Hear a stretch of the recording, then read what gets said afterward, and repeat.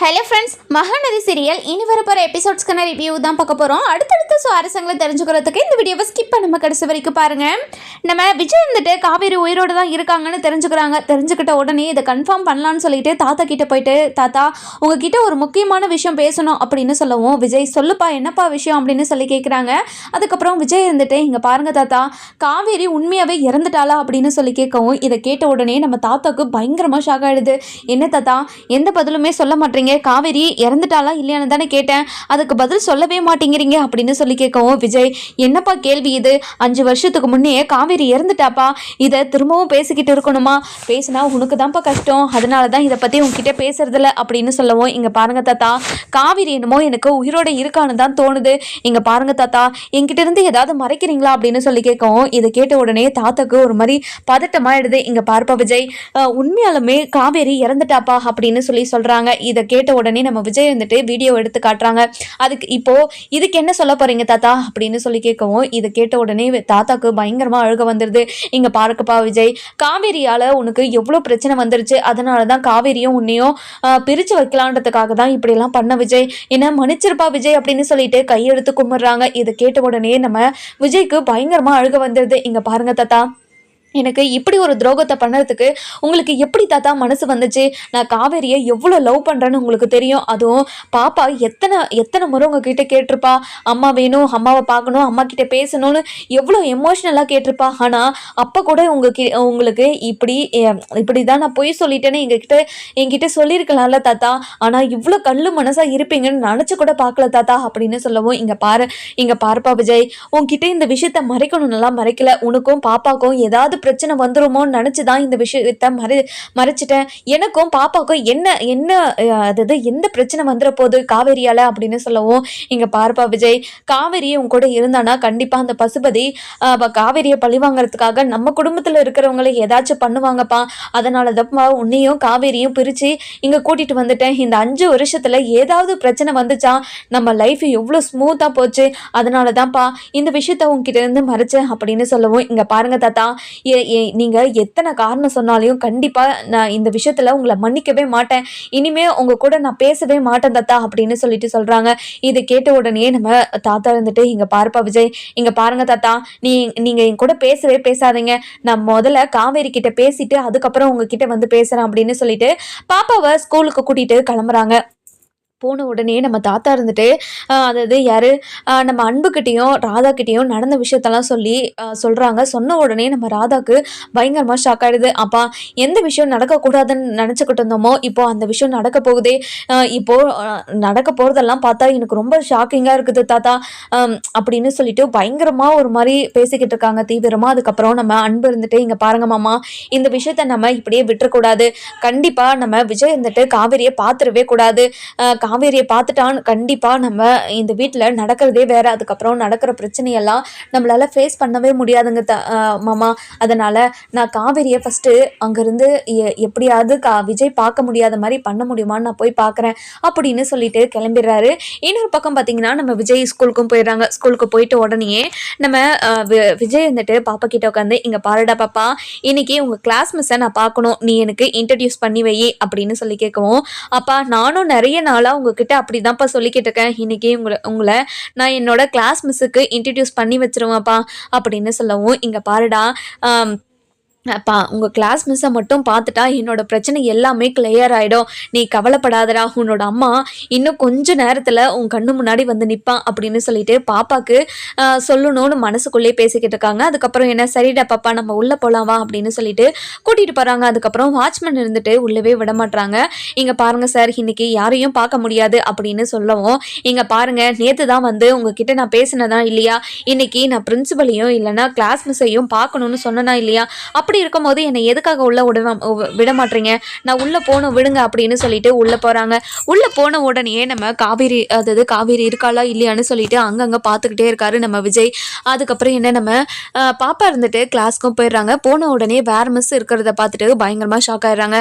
என்னடா பாப்பா இவங்க தான் உங்களோட கிளாஸ் மிஸ்ஸா அப்படின்னு சொல்லி கேட்குவோம். அப்பா இவங்க இல்லப்பா, நேற்று நீங்க ஃபோனில் ஃபோட்டோ காட்டினீங்கல்ல அவங்க தான் என்னோட கிளாஸ் மிஸ், இவங்க யாருன்னே தெரியல அப்படின்னு சொல்லவும், அதுக்கப்புறம் என்ன நம்ம விஜய் போய் நிற்கிறாங்க. அந்த மிஸ் வந்து வாங்க சார், பாப்பா இப்போ எப்படி இருக்கா அப்படின்னு சொல்லி கேட்கவும், பாப்பா நல்லா இருக்கா மேம், கிளாஸ் மிஸ் எங்க மேம் அப்படின்னு சொல்லி கேட்கவும், அவங்க இன்னைக்கு லீவ் போட்டிருக்காங்க, அவங்க நாளைக்கு வந்துருவாங்க அப்படின்னு சொல்லவும், சரிங்க மிஸ், நாளைக்கு அவங்கள பார்க்கலாமா அப்படின்னு சொல்லி கேட்குறாங்க. சரிங்க சார், நாளைக்கு அவங்க கிட்ட நான் சொல்லிடுறேன், நீங்கள் பார்க்கணுன்னு சொன்னீங்கன்னு. இல்லைனா உங்கள் ஃபோன் நம்பர் அட்ரஸ் ஏதாச்சும் கிடைக்குமா அப்படின்னு சொல்லி கேட்கவும், சார் அதில் எனக்கெல்லாம் தெரியாது, நீங்கள் பிரின்ஸிபல் கிட்ட வேணாலும் கேட்டு பாருங்க அப்படின்னு சொல்கிறாங்க.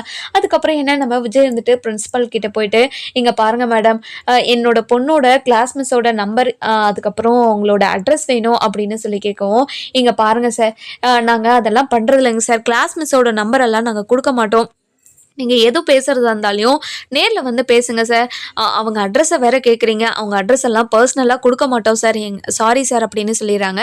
இதை கேட்ட உடனே விஜய்க்கு ரொம்பவே மனசு உடஞ்சி போயிடுது. அதுக்கப்புறம் என்ன, நம்ம காவேரியை பார்க்கலான்னு பயங்கர சந்தோஷமாக வந்தவருக்கு ரொம்பவே மன உடைச்சலாக வீட்டுக்கு போகிறாங்க. வீட்டுக்கு போன உடனே நம்ம அன்பு, ராதா, அதுக்கப்புறம் தாத்தா, இவங்க 3 பேருமே போய் விஜய் கிட்ட பேசுகிறாங்க. நம்ம தாத்தா இருந்துட்டு, இங்கே பாருப்பா விஜய், இங்கே பாருங்க தாத்தா, உங்களை என்கிட்ட பேச வேண்டான்னு சொல்லியிருக்கேன், நீங்கள் பாட்டுக்கு என்கிட்ட வந்து பேசிக்கிட்டே இருக்கீங்க, இங்கே பாருங்கள், என்கிட்ட யாருமே பேசாதீங்க, உங்ககிட்ட யாருக்கிட்டையும் பேசணுன்ற எண்ணமே எனக்கு இல்லை அப்படின்னு சொல்லவும், நம்ம ராதா இருந்துட்டு, இங்கே பாருப்பா விஜய், உன்னோட நல்லதுக்காக தானே இது எல்லாத்தையும் அவங்க பண்ணோம், அப்படி இருக்கும்போது எங்கள் மேலெல்லாம் எதுக்காக நீ கோவப்படுற, இந்த மாதிரியெல்லாம் கோவப்படாதப்பா ப்ளீஸ்ப்பா அப்படின்னு சொல்லவும், இங்கே பாருங்க சித்தி, இந்த மாதிரிலாம் என்கிட்ட பேசிக்கிட்டு இருக்காதீங்க, காவேரி மேலே நான் எவ்வளோ அன்பு வச்சுருந்தேன்னு உங்கள் எல்லாருக்குமே தெரியும்ல, அப்படி தெரிஞ்சிருந்தோம் இப்படியெல்லாம் என்ன கஷ்டப்படுத்திக்கிட்டு இருந்தீங்க, அவ்வளோதானே. காவேரி இப்போ எப்படி இருக்கா, என்ன பண்ணுறா, என் நினப்பில் இருக்காளா, என்ன ஏதுன்னே எனக்கு எதுவுமே தெரியல, இப்போது அவங்க கிட்ட என்ன சொல்லி வச்சுருக்கீங்க, நான் இறந்துட்டதான் அவங்க கிட்ட சொல்லி வச்சுருக்கீங்களா அப்படின்னு சொல்லி கேட்கவும், இங்கே பாருப்பா விஜய், ஆமாப்பா, அவங்க கிட்ட நீ இறந்ததாகவும் உங்ககிட்ட அவங்க இறந்ததாகவும் சொல்லி தான்ப்பா 2 பேருமே சமாளிச்சுக்கிட்டு இருக்கோம். காவேரிக்கு உன்னை பற்றின ஞாபகம் எதுவுமே இல்லைப்பா, உனக்கு அவளுக்கு கல்யாணம் ஆனதையோ குழந்தை பிறந்ததையோ எல்லாத்தையும் மறந்துட்டா, அவளுக்கு ஆக்சிடென்ட் ஆனதில் மெமரி லாஸ் ஆகிடுச்சுப்பா, இன்னும் அவளுக்கு ஞாபகமே வரலன்னு சொல்லிட்டு சித்தப்பா தான் சொன்னார் அப்படின்னு சொல்லவும், நம்ம அதாவது விஜய் வந்துட்டு அன்புக்கிட்ட, இங்கே பாருங்கள் சித்தப்பா, உங்களுக்கு எப்படி தெரியும் அவங்களுக்கு ஞாபகம் வரலன்னு அப்படின்னு சொல்லி கேட்கவும், இங்கே பாருப்பா விஜய், 2 நாளைக்கு முன்னாடி தான் காவேரியை பார்த்து நான் பேசினேன், ஆனால் அவள் என்னையோ ராதாவையோ யாருன்னு தெரியாத மாதிரி பேசினா தெரியுமா அப்படின்னு சொல்லவும், இதை கேட்ட உடனே விஜய்க்கு பயங்கர கோவம் வந்துடுது. இங்கே பாருங்க சித்தி, 2 நாளைக்கு முன்னாடி தான் நீங்கள் காவேரியை பார்த்துருக்கீங்க, அப்படி பார்த்தோம் என்கிட்ட வந்து ஒரு வார்த்தை கூட சொல்லலைல்ல, இங்கே பாருங்க, உங்கள் யாருக்கிட்டையுமே நான் பேசலை, நான் இனிமேல் உங்கள் வீட்டுக்கும் வரலை, நான் எங்கேயாவது போகிறேன் அப்படின்னு சொல்லிட்டு நம்ம விஜய் இருந்துட்டு வீட்டை விட்டு கிளம்பிடுறாங்க. அதுக்கப்புறம் நம்ம தாத்தா இருந்துட்டு, இங்கே பாருப்பா விஜய், உன் காலில் கூட விழுந்து மன்னிப்பு கேட்குறேன்ப்பா, என்ன மன்னிச்சிருப்பா, பாப்பா இல்லாமையோ நீ இல்லாமையோ என்னால் இருக்க முடியாதுப்பா, ப்ளீஸ்ப்பா என்னை மன்னிச்சிருப்பா அப்படின்னு சொல்லவும், இங்க பாருங்க தாத்தா, இத்தனை வருஷமா நான் என்ன பிரிஞ்சோம் பாப்பாவை பிரிஞ்சோம், காவேரி எவ்வளோ கஷ்டப்பட்டிருப்பா, அவளோட எமோஷன்ஸை யாராவது புரிஞ்சுக்கிறீங்களா அப்படின்னு சொல்லிட்டு நம்ம விஜய் இருந்துட்டு எல்லாருக்கிட்டையும் கேட்கவும், நம்ம தாத்தா இருந்துட்டு, இங்கே பாருப்பா விஜய், இங்கே பாருங்க தாத்தா, நீங்கள் நிறைய காரணம் மட்டும் சொல்கிறீங்கன்னு எனக்கு தெரியுது, ஆனால் அந்த காரணத்தை எல்லாம் என்னால் எடுத்துக்கவே முடியாது, என்னோட காவேரியை நான் பார்த்தே ஆகணும், இங்கே பாருங்கள், என் காவேரி கிட்ட போயிட்டு உங்களை எல்லாரையும் நான் வச்சுக்கிறேன் அப்படின்னு சொல்லிட்டு நம்ம வீட்டுக்குள்ளே போயிட்டு ரூமை அடிச்சுக்கிறாங்க. அதுக்கப்புறம் என்ன, நம்ம காவேரி இருந்துட்டு என்ன பண்ணிக்கிட்டு இருப்பா, என்ன நம்மளை பற்றி நினப்பு இருக்குமா, அவளுக்கு வேற மெமரி லாஸ்ன்னு சொன்னாங்க, இப்போ என்னை பற்றின ஞாபகம் இருக்குமா இருக்காதுன்னு தெரியலையே அப்படின்னு ரொம்பவே யோசிச்சுக்கிட்டே உட்காந்துக்கிட்டு இருக்கோமோ. அதுக்கப்புறம் என்ன, இந்த பக்கம் பார்த்தீங்கன்னா நம்ம காவேரியும் நம்ம சாரதாவும் யமுனா வீட்டில் இருக்காங்க. இங்கே பாரு யமுனா, பார்த்து வண்டி ஓட்ட மாட்டியா, இப்போது நீ டியூட்டியில் ஜாயின் பண்ணுற நேரமா இப்படி பண்ணிக்கிட்டே, இப்போ பார்த்தியா கையை உடஞ்சி உட்காந்துக்கிட்டு இருக்க, எப்படி போய் டியூட்டியில் ஜாயின் பண்ணுவேன், இங்கே பாருங்கம்மா 2 டேஸில் இது சரியாயிடும்னு சொல்லிட்டாங்க, சும்மா கிராச் தான் ஆயிருக்கான், வேற எதுவும் இல்லைம்மா, கட்டு போட்டிருக்காங்கல்ல, இப்போ விடுமா அப்படின்னு சொல்லிட்டு யமுனா சொல்லவும், இதை கேட்ட உடனே நம்ம சாரதாக்கு அழுக வந்துடுது. மா எதுக்காகமா அழுதுகிட்டு இருக்க, இங்கே பாருடி, உன்னோட அப்பா மட்டும் உன்னோட இந்த நிலைமையை பார்த்தாங்கன்னா ரொம்ப சந்தோஷப்படுவாருடி, அதாவது உன்னோட அப்பா எவ்வளவோ ஆசைப்பட்டாரு உன்னை ஒரு கலெக்டர் ஆக்கி பார்க்கணுன்னு, ஆனால் இப்போது அந்த நிலைமையில இருக்க, ஆனால் உங்கள் அப்பா தான் இல்லை இதை பார்க்கறதுக்கு, இங்கே பாருமா கவலைப்படாதுமா, கண்டிப்பாக அவர் எங்கே இருந்தாலையும் நம்மளை பார்த்துக்கிட்டு தான் இருப்பார், நீ கவலையே படாத அப்படின்னு சொல்லவும், இதை கேட்ட உடனே நம்ம காவேரி இருந்துட்டு, இங்கே பாருமா, திரும்ப திரும்ப அப்பாவை ஞாபகப்படுத்தி எதுக்காக கஷ்டப்படுத்திக்கணும், நீ கொஞ்ச நேரம் அமைதி இருமா அப்படின்னு சொல்லிடுறாங்க. அதுக்கப்புறம் என்ன, நம்ம காவேரி, நிவின், யமுனா, அதுக்கப்புறம் என்ன நம்ம சாரதா இவங்க எல்லாருமே பயங்கர சந்தோஷமா ஒரு நாள் என்ஜாய் பண்ணி பேசிக்கிட்டே சிரிச்சுக்கிட்டே இருக்காங்க. அதுக்கப்புறம் நம்ம காவேரி இருந்துட்டு, மா டைம் ஆகுது வாமா, நம்ம வீட்டுக்கு போகலாம், இப்போ போனால் தான் நம்ம கரெக்டாக இருக்கும் வீட்டுக்கு போய் சேர்றதுக்கும், இல்லைனா இருட்டாயிடுமா அப்படின்னு சொல்லவும், சரிடி யமுனா, பார்த்து பத்திரமா இருடி மாப்பிள்ள, நாங்கள் வரோம் மாப்பிள்ள அப்படின்னு சொல்லவும், அத்தை 2 நாளைக்கு இங்கேயே இருந்துட்டு போங்க அத்தை அப்படின்னு சொல்லவும், இல்லை இல்லைப்பா நிவின், இது காவேரிக்கு இன்னைக்கு லீவ் போட்டு தான் வந்தோம், அவள் வேற நாளைக்கு ஸ்கூலுக்கு வேற போகணும், இன்னைக்கு ஒரு நாளே லீவ் கொடுக்க மாட்டேன்னாங்க, ஆனால் காவேரி என்னென்னமோ பேசி தான் லீவே வாங்கினா, நம்ம நாளைக்கு இன்னொரு நாளைக்கு பார்க்கலாம் அப்படின்னு சொல்லிட்டு கிளம்பிடுறாங்க. வீட்டுக்கு வந்த உடனே நம்ம காவேரிக்கு ஒரே ஞாபகம், அதாவது நம்ம அம்மாவை பற்றி, மா எனக்கு அந்த நான் ரொம்ப அட்டாச் ஆகிடுச்சின்னு ஒரு குழந்தை பற்றி சொன்னேன்லம்மா, அந்த குழந்தை ஞாபகமாகவே இருக்குமா அப்படின்னு சொல்லவும், என்னடி என்ன குழந்தை ஞாபகம், அந்த குழந்தை ஸ்கூலில் படிக்கிற ஒரு பொண்ணு தானே, அவளை பற்றி நீ எதுக்கு நினச்சிக்கிட்டு இருக்கணும், நீ போய் கிளாஸில் பாடம் எடுக்கிறது மட்டும்தான் உன்னோட வேலை, மற்றதெல்லாம் நீ எதுவுமே கண்டுக்க கூடாது சரியா, இல்லைம்மா என்னால் அப்படி இருக்க முடியலம்மா, மற்ற குழந்தைங்க மேலே எனக்கு அப்படி ஒரு அட்டாச்மெண்ட்டும் அக்கறையும் அன்பும் பாசமும் வர மாட்டேங்குது, ஆனால் அந்த குழந்தைய பார்த்தா மட்டும் எனக்கு அவ்வளோ ஆசையாகவும் பாசமாகவும் இருக்குமா, அது என்னன்னு தெரியலம்மா, எந்த என்னென்ன சொல்கிறதுன்னு தெரியலம்மா அப்படின்னு சொல்லி நம்ம காவேரி ஒரு பக்கம் தன்னோட ஃபீலிங்ஸ் எல்லாம் கொட்டி தீர்த்துக்கிட்டு இருக்காங்க.